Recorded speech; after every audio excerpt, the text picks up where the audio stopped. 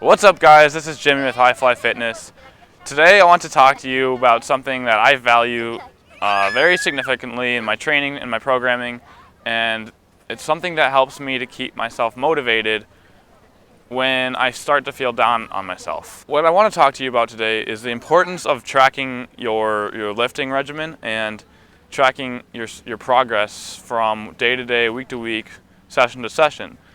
And the reason this is important is because if you're lifting for less than a month or 2 months or 3 months, you think you've been lifting like a lot longer. But in reality, it's only been 2 months. And really, how much progress are you going to make in those 2 months? And a lot of people have set way too high of expectations for themselves. And they want to hit, for example, they want to hit the 315 squat or 500-pound deadlift. And they've been lifting for 3 months and they don't have that number yet. And it's good to have goals, it really is, but you need to set them as far in the future as your program allows you to realistically hit those goals. So for example, for me, I only am able to squat twice a week right now due to my schedule. I have an upper body and lower body day, and I do that twice a week. So I'm squatting and I'm benching and I'm deadlifting twice per week. So realistically, I can only increase about 10 pounds, maybe 5 pounds, depending on the day, depending on how I'm feeling for each lift. So what's helpful for me, which I actually been forgetting to do recently, is to be tracking what I started when I started the program and what my lifts were before and what my lifts are now. When I started feeling really shitty about myself, I looked back and I realized when I started the program, I was only benching 215 for 3. Well, I had some pec injuries and I was only squatting 165 because I injured my lat and I didn't have any back stability and my back was very weak because of that. And I was only deadlifting, I think I was deadlifting maybe 225 for a few reps because of that same injury. So when I look back on it, I've been lifting for 3 months. I've increased my bench about 60 pounds. I've increased my deadlift about 300 pounds.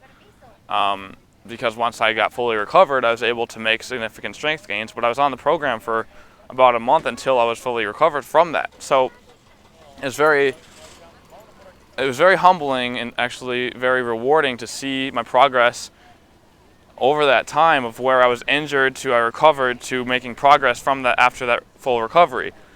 And I mean, when you go through your training program, you're going to go through plateaus and you're going to get injured or something. There's going to go something that's going to go wrong, and you're going to get down on yourself. You're going to feel weak, and then you're not going to have any reference experience to have a good objectifiable measure of how your progress has been going from time A to the point in time wherever you start feeling shitty. So again, it's really important to track your progress from where you start. I mean, and look back on it. Is that progress significant according to your time, the time that you have available to you? Are you able to lift 3 times a week? Are you able to train exercise 3 times a week? Or do you have restrictions? Do you have a job? Do you have a labor job that's not allowing you to get enough sleep? Or is your recovery conditions difficult? You can look back and see what is affecting your lifts. What is the cause of your lack of progress? Or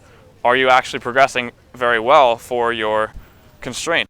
If you don't dedicate your entire life to this sport, you're gonna have to have other things be your priorities because you got a job, you got to make money, you got to do what you got to do to live, you got to do what you got to do to survive, and you got to do what you got to do to even get to the gym in the first place. So again, it's really important to see where you've gone, where you started, how you've progressed from the beginning to the end or till the point in time that you start feeling down on yourself. This is maybe different from novice lifters, and you really should be able to progress very significantly. But one thing about novice lifters that I've talked about before is that they usually lack the mobility to progress as fast as they would normally like to. And for example, some of my clients that I have very short mobility. Their range of motion is restricted due to hip mobility, shoulder mobility, ankle mobility, whatever it may be. They need to be constantly working on that, so it slows their progress down short term, and it doesn't allow them to make the progress that most people set for themselves and most strength coaches arbitrarily set for people. And so it's a good goal to have a set goal, but you got to realize that you're not going to have a perfect linear progression of strength. There are many factors that go into your strength, and a lot of people like Mark Reptil like to say, oh, you're not making the progress that you should be. You should be squatting 400 pounds within 3 months of training.